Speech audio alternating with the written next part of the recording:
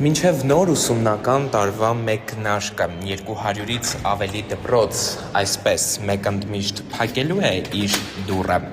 Փաստերն ու հակափաստերը մեր երկրում շաբաթասկզբից իրար են բախվում։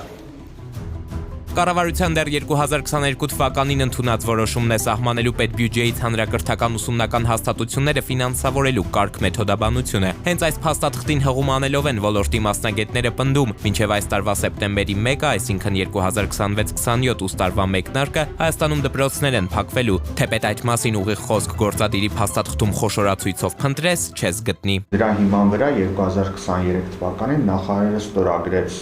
հրաման, որտեղ ընդգրկվեցին 100-ից ավելի փոքր աշակերտական թվակազմ ունեցող դպրոցները, եւ այդ հրամանի անունը ուրեմն ոչ մի կապ չունի իհարկե դպրոցների փակման,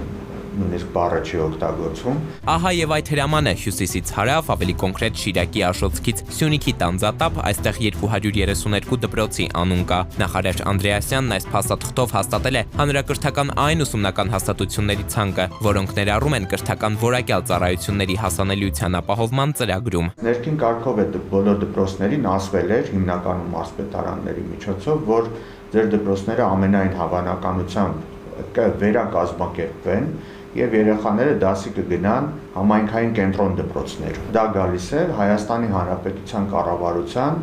ծրագրից, որը հաստատվել է 2021 թվականի օգոստոսին, հստակ ասվում է, որ կազմակերպվելու են համայնքային կենտրոն դպրոցներ եւ փոքր դպրոցները վերակազմակերպվելու են։ Տվյալ դպրոցներում ֆինանսավորման հիմնաչափը պահպանվում է մինչև դրանց վերակազմակերպում։ Սկսվում է գործընթաց, տեղեկացվում է բնակչությանը, տեղեկացվում է ուսուցիչներին, օժանդակազմին, որ այդ դպրոցները փակվելու են, քանի որ կառուցվում են նոր դպրոցներ, դպրոց կենտրոններ այլ համայնքներում։ Այն դպրոցները, որտեղ աշակերտների թիվը 100-ից շատ քիչ էր պակաս, նրանք անընդհատ աշխատում էին այն ուղղությամբ, որպեսզի այդ ցուցակից, իրենց ասելով եմ ասում, սև ցուցակից դուրս գան ու աշակերտների թիվը ավելացնելու։ Օրինակ, դրանցից 2-ին հաջողվեց։ Ընդամենը 2026 թվականի հունվարի 30-ին նախարարի հրամանով 2 դպրոց դուրս եկան, որոնցից մեկը օրինակ Լոռու մարզի Արջոտ գյուղի դպրոցն է, որտեղ աշակերտների թիվը հասավ 101-ի։ Այս է պատճառը, ահա թե ինչու փորձագետներից սկզբում մեկ այլ թիվ էինք լսում, հետո 3-ով պակասը։ Նշում էին, որ փակման եզրին է հայտնվելու 232 դպրոց, հետո արդեն 229, իսկ այն, որ սրանք պատահական թվեր չեն, կրթական գերատեսչությունում գիտեն, հաստատում են, բայց ուսումնական հաստատություններ փակելու լուրերը հեշքում են, գնում են դպրոցներ կառուցելու, ոչ թե փակելու ճանապարհով։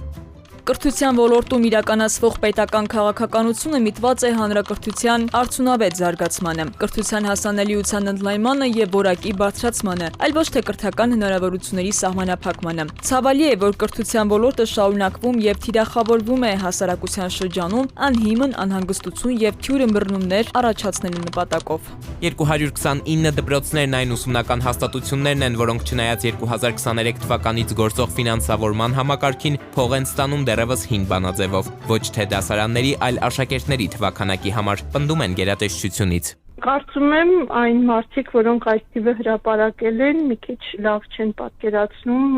որ իրավական ակտերով ինչ է կարգավորվում։ Ես պատկերացնում եմ այդ թիվը որտեղից է։ Ուրեմն մենք ունենք դպրոցների ֆինանսավորման նոր բանաձև, որը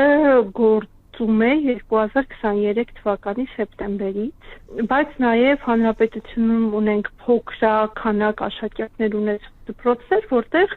գործում է դպրոցների ֆինանսավորման նախկին մոդելը, որը պետք է հնարավորություն տա, որ այս դպրոցները կարողանան այսպես իրենց կարևոր դպրոցի պահպանման հետ կապված հարցերը կարգավորել։ Ըստ ԿԳՄՍ նախարարության հանրակրթության վարչության պետի մինչև այս պահը մեր երկրի սահմանամերձ բնակավայրերում դպրոցները բացառապես մեկ պատճառով են փակվել։ Մինչև այս պահը սահմանամերձ գյուղերում, բնակավայրերում, եթե որևէ դպրոց դադարել է գործել, դրա միակ պատճառը եղել այն, որ այդ դպրոցում սովորող աշակերտ չի եղել։ Դեռևս նման տեսակի վերակազմակերպումներ չեն արվել։ Կրթության փորձագետներն իրենց հիմնավորումների շարքը հենց այստեղից էլ սկսում են։ Նրանց նախարարության պարզաբանումը, մեկնաբանությունը, հերքման տեքստերը չեն համոզում։ Վստահ են, շարունակում են պնդել։ 229 դպրոց փակվելու է։ Առայժմ աշակերտների քանակով են ֆինանսավորում, համայնքային կենտրոնացված դպրոցները կկառուցեն, այնտեղ կտեղափոխեն։ Անընդհատ խոսք է գնում վերակազմակերպման մասին։ Եվ դպրոցների ֆինանսավորումն, որի մասին կրթության նախարարությունը իր հայտարարության մեջ նշում է,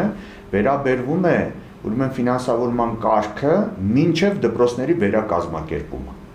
որովհետև արդեն դպրոցների վերակազմակերպումը ենթադրում է ակնհայտորեն դպրոցների փակում եւ աշակերտների տեղափոխում։ Ժողովրդագրության ոլորտում դպրոցը հանդիսանում է համայնքաստեղծ կարևոր նախապայման։ Դպրոցի բացակայությունը ինքը խտանելու է աշակերտների մեջ արտագաղթը։ Իսկ արտագաղթը դա ուղիղ ենթադրում է գյուղերի դատարկում, այսինքն գյուղերի մահվան սցենար։ Բացի դրանից, դպրոցների փակման գործընթացը սոցիալ-տնտեսական ոլորտում տնտեսական դեգրադացիայի, տնտեսական անկման արագացուցիչ է համարվում եւ ինքը բավական լուրջ խնդիրներ առաջադրում։ Շարքում առաջինը աշխատատեղերի խնդիրն են առանձնացնում մասնագետները։ Նրանց խոսքով հատկապես գյուղերում գիտենք, այս հարցը լուրջ է։ Մինչև 100 աշակերտ ունեցող դպրոցներում, որոնց ապագան կասկածի տակ են առնում փորձագետները, շուրջ 2300 ուսուցիչ է աշխատում։ Այդ գյուղերում աշխատատեղերի այլ դիվերսիֆիկացիա չկա։ Հետևաբար կորցնում են միակ աշխատատեղը, իսկ աշխատատեղը, տվյալ գյուղում մնալու, ապրելու, հետագայում շենացելու համար սոցիալական մոտիվացիա է հանդիսանում։ Բայց սկզբում Սուրյանկյան հետ զրուցող փորձագետներն էլ կասկած են ունեցել, գուցե իսկապես պետությունն այս օրակարգով է շարժվում ապահովելու կրթության բարձր մակարդակ։ Այո, փոքր դասարաններով գործընթացի կազմակերպումն արդյունավետ չէ, հաստատում են, սակայն այս տպավորությամբ մնացին մինչև այն պահը, երբ կշեռքի նժարին դրեցին հենց այդ երկու հարցերը՝ մեկին կրթական որակի բարձրացումը, ինչը նրանց գնահատմամբ դեռ խիստ վիճելի է, մյուսին ազգային անվտանգության հարցը, գյուղերը չդատարկելը։ Տեղական ինքնակառավարման մարմինները նաև այդ գյուղերում հատկապես ասում են, որ դպրոցը կորցնելով մենք կորցնելու ենք պետության հետ ուղիղ շփվելու հնարավորությունը, որովհետև դպրոցները ըստ էության այս փոքր բնակավայրերում դարձել են պետության կամ պետական մարմինների հետ շփվելու միակ հնարավորությունը կամ տեղեկատվություն ստանալու միակ աղբյուրը։ Երկու իրականություն է՝ պաշտոնական փաստաթղթային եւ փորձագիտական վերլուծական։ Մինչև փակվող դռների մասին խոսակցությունները չեն վերածվել փակվող դռների ձայնի, համայնքներում մարդիկ իրենց գյուղի անունն են փնտրում հերթական ցուցակում, հասկանալու թե արդյոք այն նշмарելու է վաղվա անորոշությունը, երբ կրթական քաղաքականությունը հատում է ժողովրդագրության, անվտանգության եւ սոցիալական կայունության հարցերի հետ սահմանը, այն ըստ մասնագետների դադարում է լինել լոկ ոլորտային որոշում, գտնվել միայն մեկ նախարարության պատասխանատվության տիրույթում։ Փորձագետներն ասում են, այն դառնում է պետական ընտրություն իր երկարաժամկետ հետևանքներով։ Էդուարդ Պողոսյան, Վահրամ Ավոյան, Գրիգոր Հովսեփյան, Սուրենկյուն։